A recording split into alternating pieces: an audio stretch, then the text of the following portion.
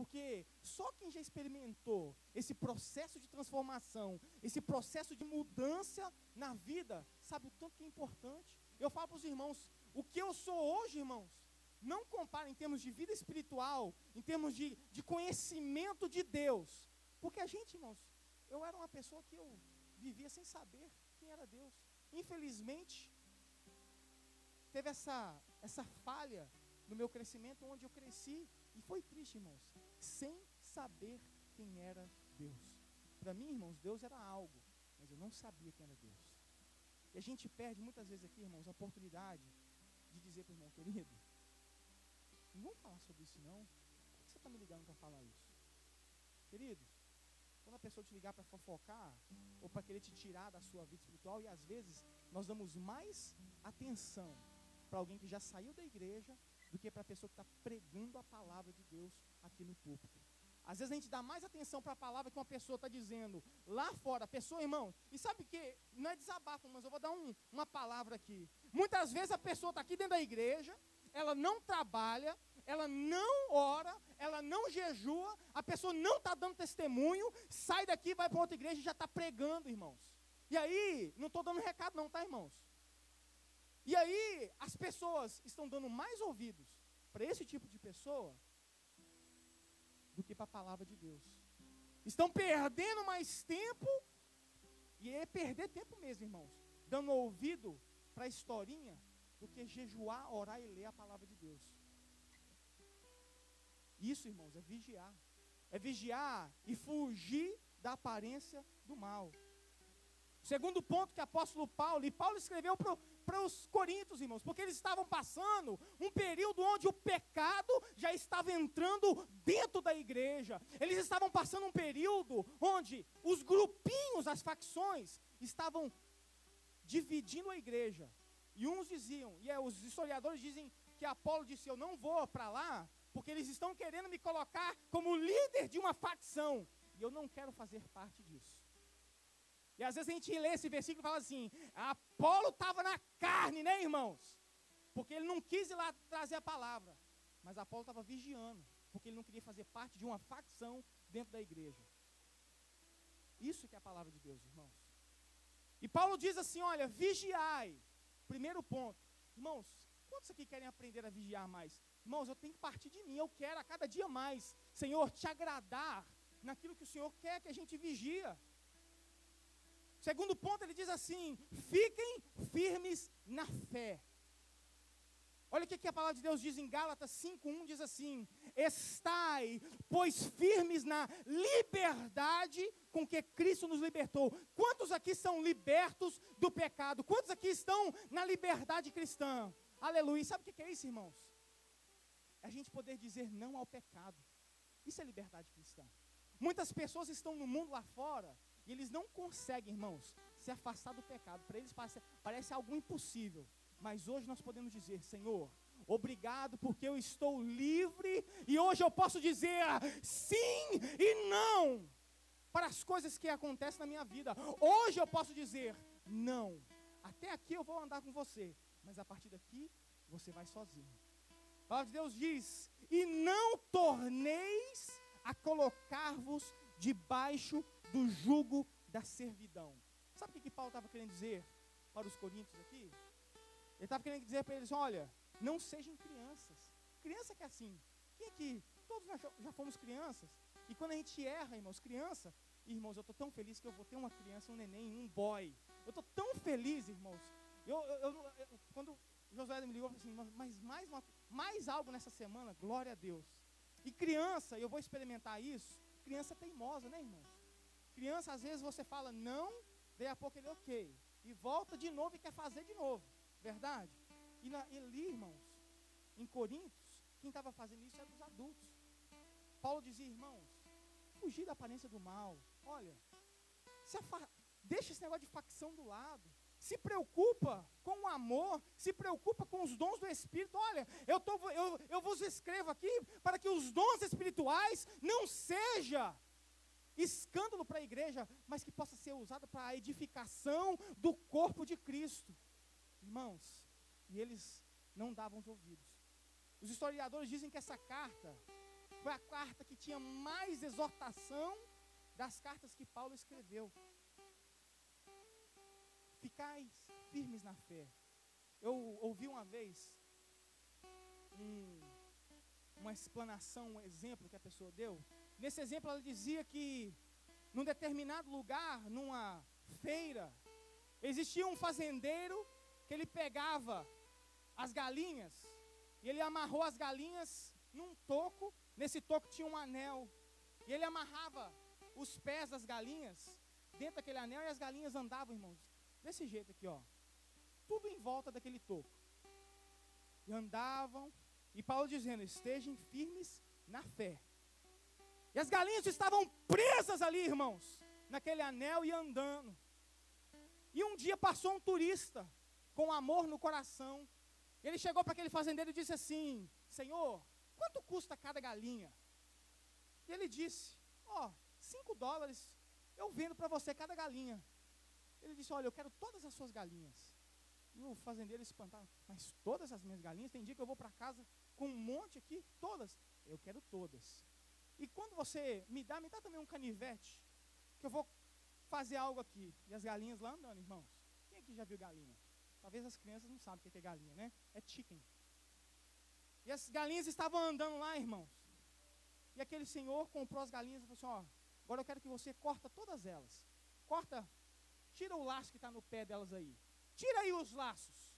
E aquele senhor, mas você não vai usar as galinhas? Não, eu quero que você liberta as galinhas. Quero que você tire esse laço que está no pé delas aí.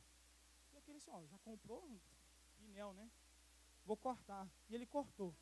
Aí aquele turista fez assim, e as galinhas saíram espalhadas, né, irmãos? Muitas vezes, isso acontece com a nossa vida. O Senhor Jesus nos liberta. Nos liberta do pecado, nos liberta das maldições, nos liberta, irmãos, de tudo aquilo que nós aprendemos como crianças, como jovens, como adolescentes. Mas sabe o que aconteceu? Daí a pouco as galinhas se reuniram em outro lugar, irmãos. Já não existia toco, já não existia anel, já não existia laço. E sabe o que elas estavam fazendo? A mesma coisa. E as galinhas estavam lá, irmãos. Não existia anel, não existia um toco, não existia nada mais segurando elas. E muitas vezes, irmãos, porque nós não permanecemos firmes na fé, a gente volta a fazer aquilo que Jesus já nos libertou. A gente volta a fazer aquilo que nós sabemos que é errado. E essa palavra aqui, irmãos, vai para os varões nessa noite e para as mulheres também. Jesus nos libertou, irmãos. Nós estamos livres hoje para escolher entre o certo e o errado. Quem está no mundo, irmãos, não tem esse luxo. Nós estamos libertos, irmãos, para dizer sim e não. Porque o sangue de Jesus, irmãos, o Espírito Santo de Deus já nos dá esse poder de dizer não ao pecado. Esse é o ponto 2. O que está te tirando do seu alvo? O que está te tirando da presença de Deus? Faz uma pergunta aí. O que está te tirando de você ficar firme na fé? Você está influenciando ou sendo influenciado? A igreja em Corinto, irmãos, ela estava sendo, infelizmente, influenciada. E a palavra de Deus diz que nós somos o sal da terra e a luz do mundo. Nós somos influenciadores de multidões, irmãos. Por onde nós passamos, aquilo que nós fazemos, as decisões que nós tomamos, as palavras que nós damos. Eu recebi um testemunho tão triste essa semana, que a pessoa falou com a minha esposa, o seu amigo passou aqui. Mariana trabalha na farmácia ali. Seu amigo? Não passou não. Passou e falou que era seu amigo. E a menina virou para ela e falou assim, eu nunca atendi uma pessoa tão mal educada na minha vida. Mas ele falou que era seu amigo. É triste, irmãos, porque ele é cristão, ele vai à igreja, ele diz a cada dia que ele é servo do Deus Altíssimo. Mas foi a pessoa mais mal educada que aquela pessoa já atendeu, aquela pessoa que não conhece a Jesus, já atendeu na vida dela. É triste. Faltou o quê? Vigilância. Então estejam firmes, vigiai. Fiquem firmes na fé. Não deixe que nada te tire da presença de Deus. Terceiro ponto diz assim: sejam corajosos. Aí os homens fazem assim, né, irmão? Corajoso eu sou. Se alguém mexer com minha mulher, eu dou tapa mesmo. Não, eu sou corajoso. Ah, brinca comigo que você vai ver. Eu vou dar uma porrada. Não é isso que Paulo estava querendo dizer aqui. Coragem, irmãos, não é você ter, né, força, ou você querer bater, ou você achar que é mais macho que outra pessoa. Não. Coragem para o cristão, olha o que a palavra de Deus diz. 2 Crônicas 32, 7. Esforçai-vos e tende bom ânimo. Não temais, nem vos espanteis por causa do rei da Síria, nem por causa de toda a multidão que está com ele, porque há um maior conosco do que estar com ele. Ser corajoso na presença de Deus, irmãos, é você saber que em Deus você é mais do que vencedor. Não é você confiar nas forças do seu braço, nem na sua experiência de briga. A gente, quando é jovem, a gente gosta de brigar, né, irmão? Ser corajoso, irmãos, aqui o que Paulo está querendo dizer, e eu trago aqui a minha interpretação, ser corajoso, irmãos, para admitir quando nós erramos. Ah, tem que ser corajoso, irmãos. Tem que ser corajoso para dizer para a pessoa assim: olha, me perdoa, porque eu errei. Não é qualquer um que faz isso, irmãos. Não é qualquer homem que se diz machão que consegue chegar para a mulher dele e falar assim: meu bem, ora por mim. Amor, ora por mim, porque eu não soube falar não soube falar com você. Ora por mim, porque tem vezes que eu fico agindo de uma forma tão feia. Ora por mim.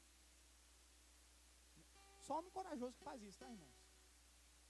Não é qualquer tipo de homem que faz isso, não. Ser corajoso, irmãos, é a gente admitir o nosso erro. É a gente, irmãos, quando você faz algo e der errado, mas você sente assim de Deus: eu posso tentar mais uma vez. Quando você faz uma consagração, ou quando você prepara uma mensagem, e talvez não saia do jeito que você quer, tentar de novo, irmãos. Quem aqui já tentou fazer algo e deu errado? Ser corajoso, irmãos, é você confiar em Deus, que o que você vai fazer para Ele vai dar certo da próxima vez. Ser corajoso, irmãos, é você chegar para a pessoa e dizer assim: olha, você fez isso e isso de errado comigo, e eu fiquei sabendo que você falou mal de mim assim, mas olha, eu te perdoo. Você não me pediu perdão não, mas eu te perdoo. Dobrar o seu joelho e orar ao Senhor: Senhor, eu libero perdão para qualquer um que me fez mal. Isso é ser corajoso, irmãos. Isso é ser corajoso. E tem pessoas aqui, irmãos, eu escrevi algo aqui. Quem estava acompanhando as notícias que passou aí, o Costa Concórdia, né? Ali está o exemplo de um homem frouxo, irmãos. Do capitão daquele navio. Quando tudo deu errado, sabe o que ele fez? Ó, pulou lá embaixo e disse: ó, não quero nem saber. E diz, esse ano completa 100 anos, um pouquinho de história, 100 anos do acontecimento trágico com o Titanic. E os relatos, irmãos, dizem que lá naquela época, os homens corajosos, eles deixavam todas as mulheres e as crianças passarem primeiro, e muitos deles morreram porque não teve chance de abandonar o navio. Mas eles foram corajosos, sabe por quê? Eles deram o exemplo: vai, crianças e mulheres primeiro. Diz que no Costa Concórdia estava brigando lá, homem e mulher dando porrada, porque os homens corajosos estavam tudo querendo vazar. E nada, irmãos, de ser cordial, nada de ser homem de verdade, imitando o capitão, né? Eu coloquei aqui que ser corajoso, ser homem, irmãos, não é apenas ser homem no papel, na data de nascimento, no seu birth certificate, mas também nas atitudes. As nossas atitudes, irmãos, elas dizem